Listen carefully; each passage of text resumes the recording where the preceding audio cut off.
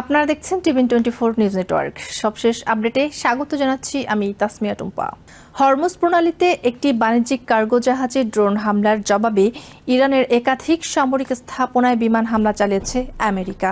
শুক্রবার এই হামলার কথা আনুষ্ঠানিকভাবে নিশ্চিত করেছে আমেরিকার সেন্ট্রাল কমান্ড বা সেন্টকম। সংস্থাটি জানিয়েছে আন্তর্জাতিক বাণিজ্যিক জাহাজে হামলার জবাব এবং হরমুজ প্রণালীতে নিরাপদ নৌ চলাচল নিশ্চিত করতেই এই অভিযান পরিচালনা করা হয়েছে। সেন্টকমের এক্সে প্রকাশিত বিবৃতিতে বলা হয়েছে ২৬ জুন পরিচালিত এই অভিযানে আমেরিকান যুদ্ধবিমান ইরানের ক্ষেপণাস্ত্র সংরক্ষণাগার, ড্রোন গুদাম এবং উপকূলীয় রাডার স্থাপনাগুলোকে লক্ষ্যবস্তু বানায়। সেন্টকমের দাবি, এসব স্থাপনা থেকে আন্তর্জাতিক নৌ চলাচলের উপর হামলার সক্ষমতা পরিচালিত হচ্ছিল। বিবৃতিতে আরও বলা হয়, ২৫ জুন সিঙ্গাপুরের পতাকাবাহী কার্গো জাহাজ এমভি এভার লাভলি হরমুজ প্রণালী অতিক্রম করে ওমান উপকূলের পাশ দিয়ে আরব সাগরের দিকে যাওয়ার সময় একটি আত্মঘাতী ড্রোন দিয়ে হামলা চালানো হয়। আমেরিকার অভিযোগ, ওই হামলার পেছনে ইরানের বাহিনী জড়িত ছিল।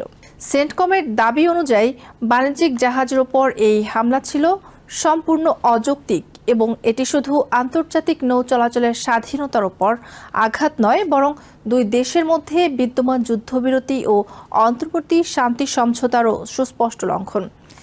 বিবৃতিতে আরও বলা হয়, বিশ্বের অন্যতম গুরুত্বপূর্ণ আন্তর্জাতিক বাণিজ্যিক করিডর হরমুজ প্রণালীতে ইরানের এমন আচরণ বৈশ্বিক বাণিজ্য ও জ্বালানি নিরাপত্তাকে ঝুঁকির মুখে ফেলেছে। তাই ভবিষ্যতে এ ধরনের হামলা ঠেকাতে প্রয়োজনীয় ব্যবস্থা নেওয়া হবে। সেন্টকম জানায়, হরমুজ প্রণালীতে যাতায়াতকারী বাণিজ্যিক জাহাজগুলোর নিরাপত্তা নিশ্চিত করতে তাদের বাহিনী আগের মতোই মোতায়েন রয়েছে। একই সঙ্গে সমুদ্রপথ ব্যবহারকারী জাহাজগুলোর নিরাপদ চলাচলে সমন্বয় ও সহায়তা দেওয়া অব্যাহত থাকবে। এছাড়া ইরানের সঙ্গে হওয়া সমঝোতার সব শর্ত কার্যকর রয়েছে কিনা তা নিশ্চিত করতেও আমেরিকার সামরিক উপস্থিতি অব্যাহত থাকবে বলে জানানো হয়েছে। অন্যদিকে ইরানের রাষ্ট্রীয় গণমাধ্যম জানিয়েছে, দেশটির দক্ষিণাঞ্চলের উপকূলীয় শহর সিরিকের একটি জেটির আশপাশে একটি ক্ষেপণাস্ত্র আঘাত এনেছে। তবে ওই হামলায় কী পরিমাণ ক্ষয়ক্ষতি হয়েছে কিংবা কোনো হতাহতের ঘটনা ঘটেছে কিনা সে বিষয়ে বিস্তারিত তথ্য প্রকাশ করা হয়নি। ইরানের পক্ষ থেকেও আমেরিকার অভিযোগ বা সেন্টকমের বিবৃতির বিষয়ে তাৎক্ষণিক কোনো আনুষ্ঠানিক প্রতিক্রিয়া জানানো হয়নি। আমেরিকার এই সামরিক অভিযান এমন এক সময় পরিচালিত হলো যখন কয়েকদিন আগেই ওয়াশিংটন ও তেহরানের মধ্যে উত্তেজনা কমাতে একটি অন্তর্বর্তী শান্তি সমঝোতা কার্যকর হয়েছিল। সেই সমঝোতার মাধ্যমে উভয় পক্ষ সরাসরি সামরিক সংঘাত এড়িয়ে চলার বিষয়ে সম্মত হয়েছিল বলে বিভিন্ন সূত্রে জানা যায়। তবে হরমুজ প্রণালীতে ড্রোন হামলা এবং তার জবাবে আমেরিকার বিমান হামলা সেই সমঝোতার ভবিষ্যৎ নিয়ে নতুন করে প্রশ্ন তৈরি করেছে। বিশ্লেষকদের মতে, সাম্প্রতিক ঘটনাগুলো দেখাচ্ছে যে দুই দেশের মধ্যে সরাসরি যুদ্ধ আপাতত না হলেও সংঘাতের ঝুঁকি এখনও পুরোপুরি কাটেনি। বিশেষ করে পারস্য উপসাগর ও হরমুজ প্রণালীকে কেন্দ্র করে সামরিক উত্তেজনা আবারও বাড়তে পারে। হরমুজ প্রণালী বিশ্বের সবচেয়ে গুরুত্বপূর্ণ সামুদ্রিক বাণিজ্য পথগুলোর একটি। পারস্য উপসাগর থেকে রপ্তানি হওয়া বিপুল পরিমাণ অপরিশোধিত তেল, তরলীকৃত প্রাকৃতিক গ্যাস এবং অন্যান্য পণ্যবাহী জাহাজ প্রতিদিন এই প্রণালী ব্যবহার করে আন্তর্জাতিক বাজারে পৌঁছে।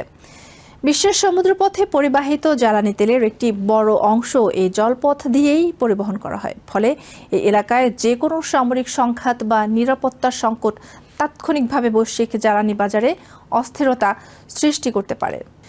নৌ নিরাপত্তা বিশেষজ্ঞদের মতে, হরমুজ প্রণালীতে হামলার ঘটনা বাড়তে থাকলে আন্তর্জাতিক শিপিং কোম্পানিগুলোকে বিকল্প রুট বিবেচনা করতে হতে পারে। এতে পরিবহন ব্যয় বাড়বে, জাহাজের বিমা খরচ বৃদ্ধি পাবে এবং শেষ পর্যন্ত বিশ্ববাজারে তেল ও অন্যান্য পণ্যের দামেও প্রভাব পড়তে পারে। এদিকে মধ্যপ্রাচ্যের আরেকটি গুরুত্বপূর্ণ ফ্রন্টে কিছুটা ইতিবাচক অগ্রগতির খবর পাওয়া গেছে।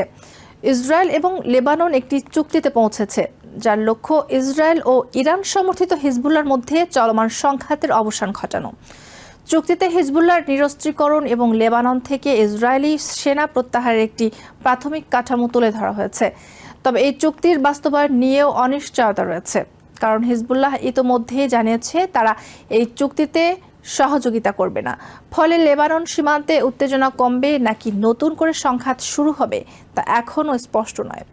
সব মিলিয়ে হরমুজ প্রণালীতে বাণিজ্যিক জাহাজে হামলা, তার জবাবে আমেরিকার বিমান অভিযান এবং একই সময়ে মধ্যপ্রাচ্যের বিভিন্ন ফ্রন্টে চলমান কূটনৈতিক তৎপরতা, এসব ঘটনা অঞ্চলটির নিরাপত্তা পরিস্থিতিকে আরও জটিল করে তুলেছে।